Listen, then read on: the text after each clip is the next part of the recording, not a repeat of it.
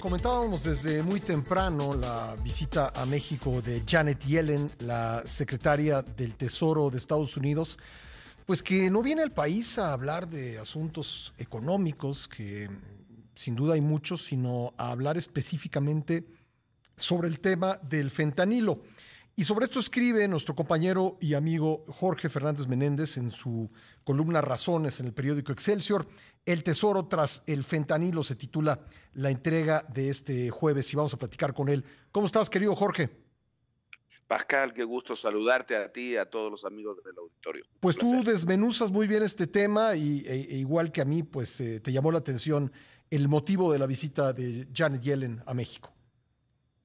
Mira, yo no recuerdo, quizás en alguna ocasión pueda haber sucedido, pero no recuerdo que jamás un secretario del Tesoro y además una secretaria, en este caso tan poderosa como la señora Yellen, haya llegado a México a hablar exclusivamente de un tema de narcotráfico. No se habló de la situación financiera, Ujú.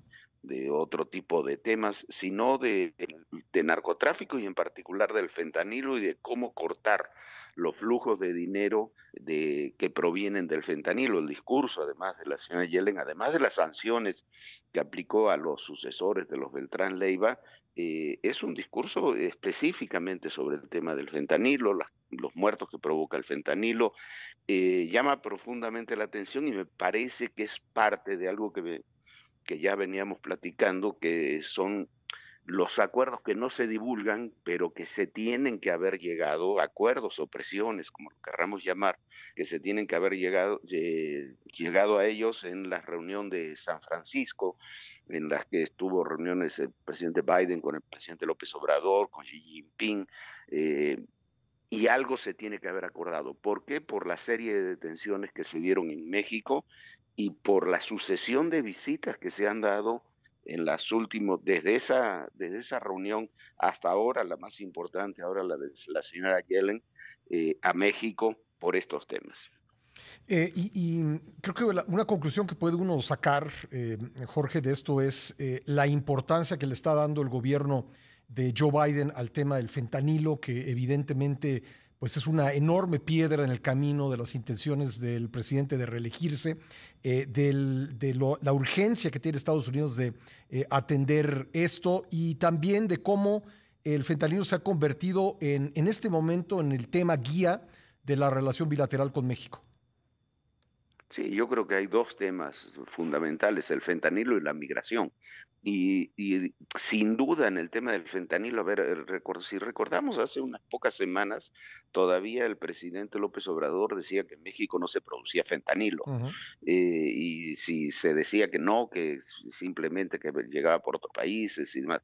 Ayer la señora Yellen volvió a insistir, el fentanilo, sí, los precursores vienen de China y ellos, una palabra que me parece que es muy buena, se sintetizan en México y de México se envían a los Estados Unidos. Muchas veces hemos dicho hay una suerte de triángulo China, México, Estados Unidos en el tema de fentanilo que se tiene que atacar simultáneamente, pero como tú dices, para Estados Unidos el fentanilo es un tema central, lo volvió a decir ayer la secretaria del Tesoro, desde el año 2000 hasta ahora son más de 1 millón de muertos por sobredosis de fentanilo, de opiáceos y particularmente de fentanilo que tiene Estados Unidos, son más de 100.000 muertos al año. Eh, no es manejable, no es manejable para el gobierno de Estados Unidos esa cifra y tiene que dar respuesta. Por supuesto que necesita respuestas internas, pero sabemos cómo es la política de Estados Unidos y siempre para estas cosas también hay responsables externos y esos responsables externos sin duda va a ser México, que me parece que todavía no termina de comprender, no terminan de comprender las autoridades el riesgo altísimo que tenemos en el proceso electoral estadounidense por el tema del fentanilo y por el tema de la migración. Estamos platicando con Jorge Fernández Menéndez sobre su columna el día de hoy en el periódico Excelsior, el tesoro de Estados Unidos tras el fentanilo.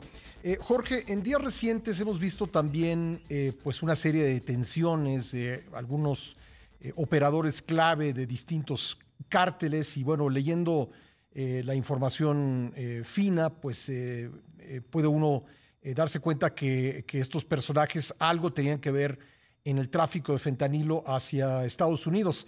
¿Es una casualidad o es parte del trabajo bilateral de inteligencia y seguridad? Mira, yo creo que no, en estas cosas no hay casualidades, que en 2 semanas detengas a 5 personas relacionadas con los que son probablemente 3 de los 4 principales cárteles del país y todas relacionadas con el tema del fentanilo, me parece que no puede ser una casualidad. En el caso, se ha especulado mucho en el caso del Nini, si era por desafecciones internas, pero cae el Nini, cae también los 2 principales operadores logísticos para temas de fentanilo de los Chapitos, cae el personaje el Tartas, que se encargaba también del tema del fentanilo y de migrantes, casualmente allí en Nuevo Laredo, y cae el CR en el cártel Jalisco, otro que está relacionado con el tema. Yo no sé si es parte de un cambio de estrategia o son señales que quiere, eso ocurrió inmediatamente después de la reunión de San Francisco, o son señales que quiere enviar el gobierno de México al gobierno estadounidense, pero evidentemente no son casualidades y me parece que algo se está moviendo ahí. De la misma forma, Pascal, que creo que las presiones que está ejerciendo Estados Unidos sobre el tema de fentanilo han crecido en forma muy marcada en las últimas semanas, y la visita de la señora Yellen es un reflejo de eso, ¿no? Ujú. ¿Qué opinas de las sanciones o de haber inscrito en la lista de OFAC a las empresas y personas relacionadas con los Beltrán Leiva?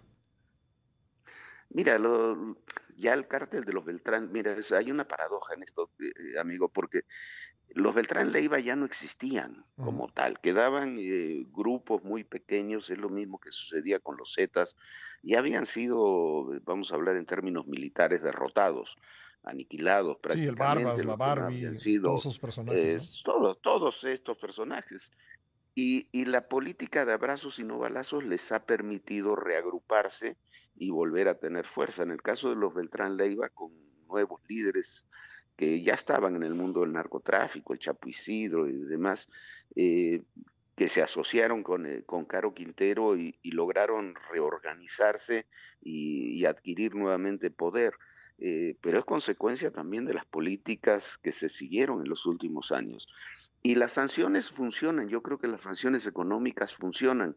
El problema es que las sanciones económicas que aplica Estados Unidos no siempre se replican en México. Exacto. Una de las cosas que hacía bien, después puede ser muy cuestionado en otros temas, pero que hacía bien Santiago Nieto es que replicaba en muchas ocasiones las sanciones que se aplicaban desde el Tesoro, eso se hacía desde la UIF, eso se ha dejado de hacer, entonces hay un castigo allá, pero no se refleja aquí. Hay personajes que están en la lista de la OFAC, algunos muy conocidos y que siguen manejando sus empresas en México y que no tienen procesos en México. Entonces, me parece que esas son una de las tareas que hay que compatibilizar y me imagino que es uno de los temas que debe haber venido a tratar la Ujú. señora Yellen.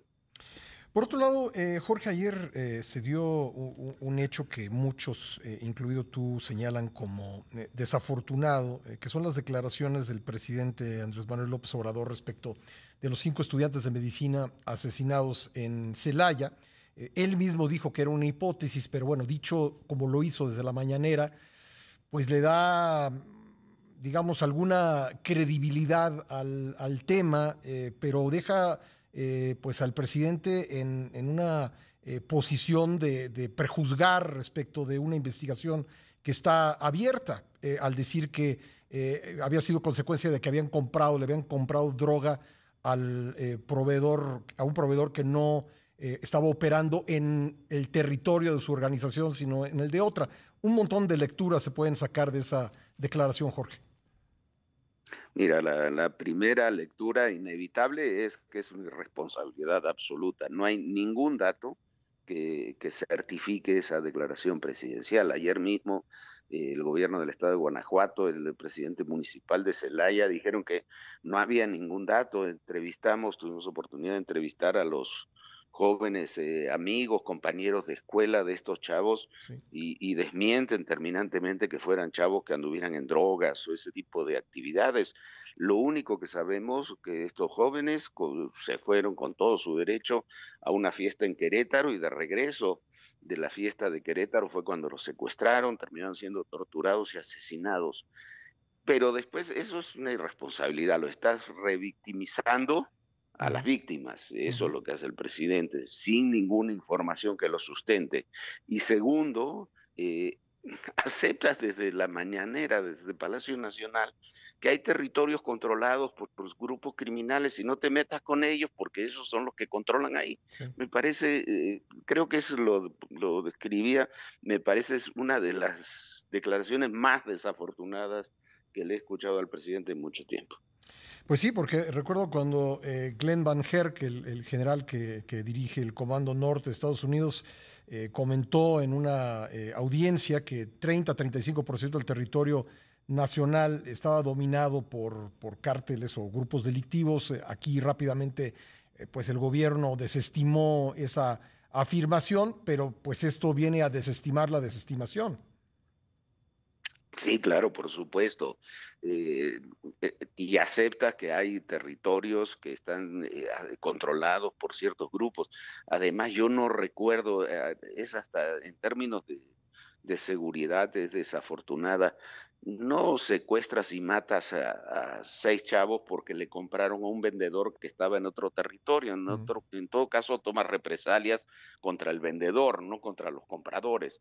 Eh, es no, por donde lo Sí, veamos, porque el Pascal, comprador, ¿cómo va a saber? es, Sí. sí, Si es que eso ocurrió, ¿no? supongamos, Sí, si es que eso ocurrió, que sí, no hay ninguna, por ejemplo, dicen, no, es que se fueron, iban de regreso a Celaya, entonces se fueron a Villagrán, sí, que es territorio del cártel de Santa Rosa de Lima, a comprar las drogas. Y como, ¿por qué? sí, pues sí. ¿No? Uno se pregunta, y además yo me quedo con lo principal, que es los testimonios de los amigos, de las autoridades de la Universidad Latina, Sí, de los compañeros de estudio, que afirman terminantemente que no es verdad, que mm, los chavos no estaban en temas de drogas, sí. ni consumían droga, que estaban por terminar la carrera de medicina. Eso me parece que solamente esos testimonios termina desmintiendo esta hipótesis presidencial, que es muy desafortunada, porque lamentablemente tenemos miles y miles de jóvenes, sobre todo, que consumen drogas y incluso, aunque las consuman, no tienen por qué ser víctimas Pues de no. la delincuencia y ser asesinados de esa forma. Pues no, Jorge, pues muchas gracias. Un gusto conversar contigo, como siempre. Te mando un abrazo. No, el placer es mío estar contigo, con todo tu auditorio. Un gran abrazo, Pascal. Gracias, gracias. Ahí está Jorge Fernández Menéndez.